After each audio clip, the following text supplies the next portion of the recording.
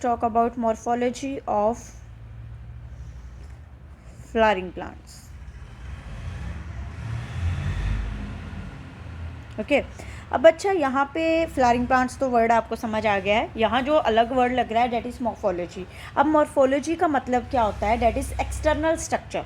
ठीक है, मतलब अब आप समझ गए होंगे कि इस चैप्टर में हमें बेसिकली फ्लावरिंग प्लांट्स में जो भी एक्सटर्नल स्ट्रक्चर्स दिख रहे हैं, ठीक है, उन सबको पढ़ना है. ठीक है, इवन उनकी अगर कुछ मॉडिफिकेशन हुई है, ठीक है, और उन मॉडिफिकेशन के बाद उनका काम क्या है, उनके फंक्शंस क्या है, ये सब हमें पढ़ना है.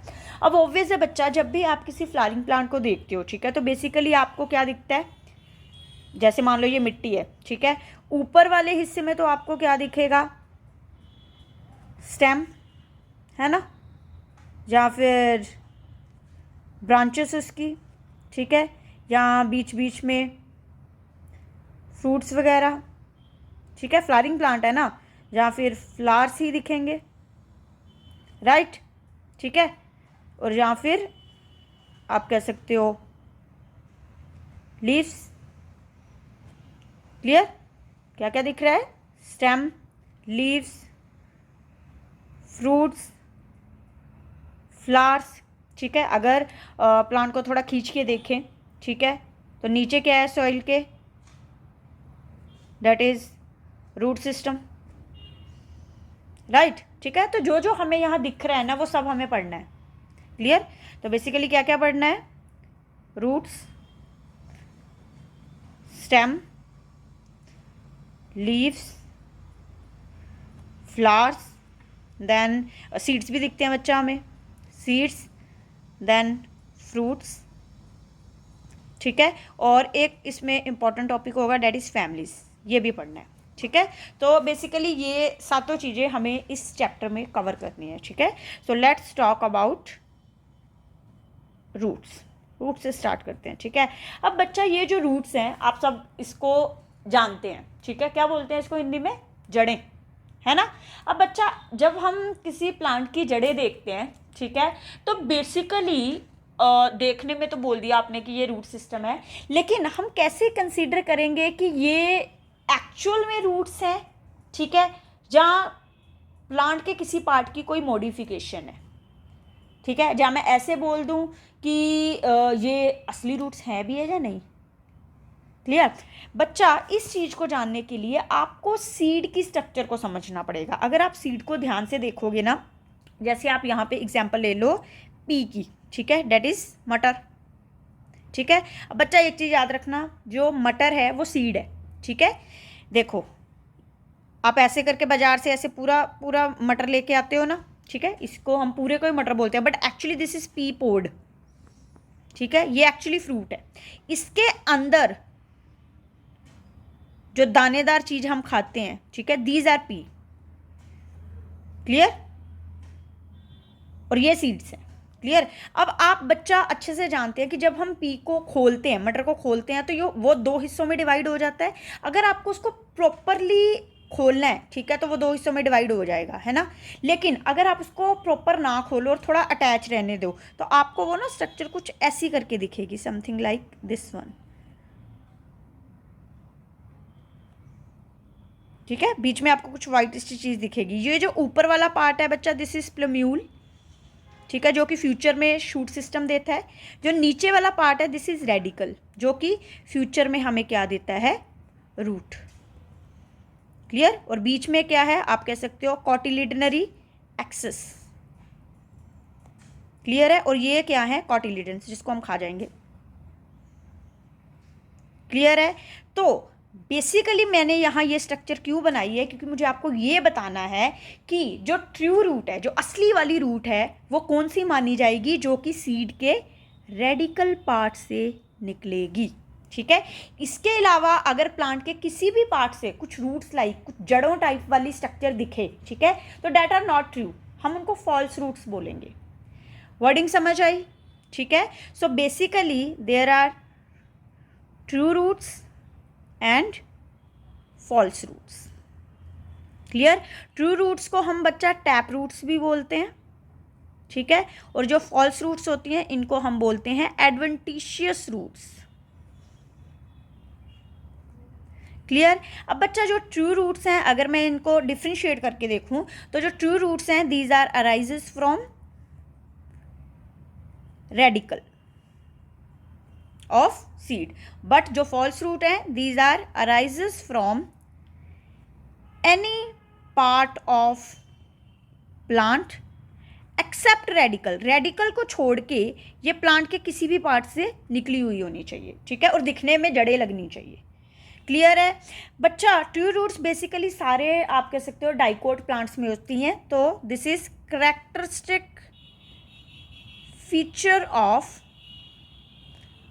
डाइकोट्स, ठीक है। और जो फॉल्स रूट्स होती हैं ये कैरेक्टरिस्टिक फीचर है मोनोकोट्स का, ठीक है।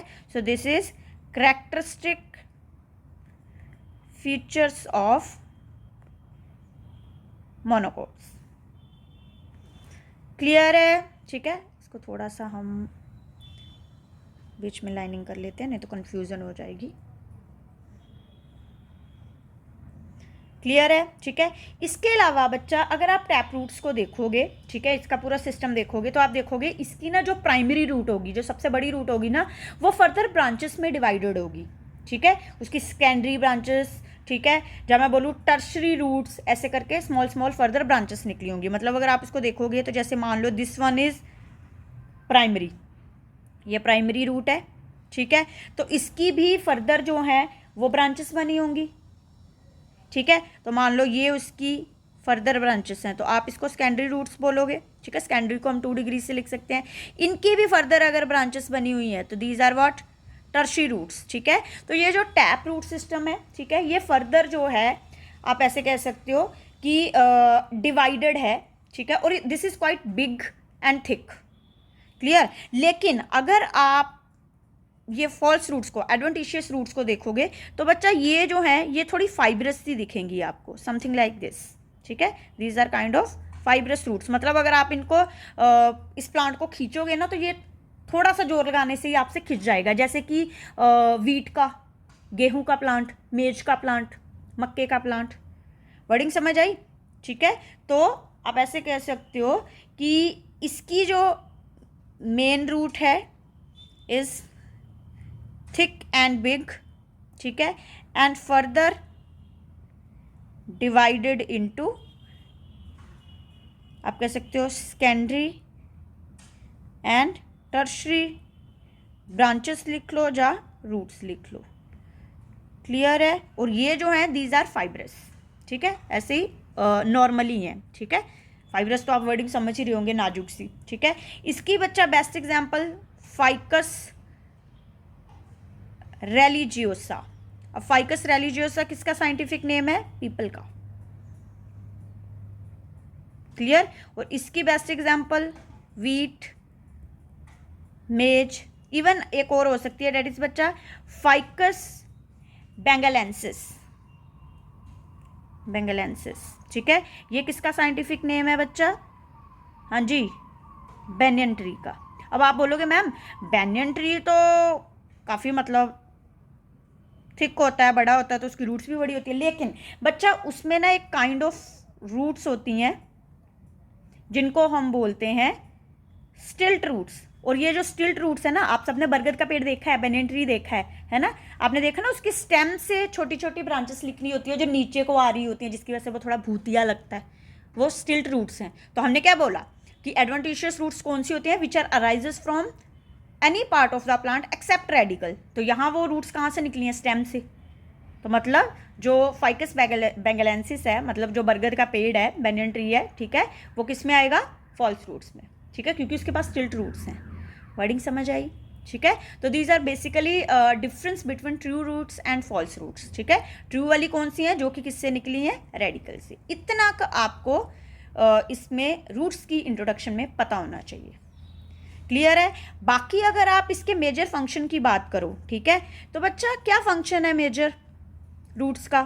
फर्स्ट वन बच्चा, it help to anchoring the plant, ठीक है। जब मैं बोलूँ ये उसको फिक्स करने में हेल्प करता है, इसी की वजह से जो प्लांट है वो अपनी जगह पे टिका हुआ है। एंड सेकंड इसका मेजर फंक्शन क्या है, अब्जॉर्प्शन ऑफ वाटर, ठीक है। यही 2 मेन फंक्शन है रूट सिस्टम के। ठीक है। बट अगर ये रूट मॉडिफाई हो जाएं तब इनके फंक्शंस बदल जाएंगे। क्लियर? सो ये हम नेक्स्ट वीडियो में डिस्कस करते हैं।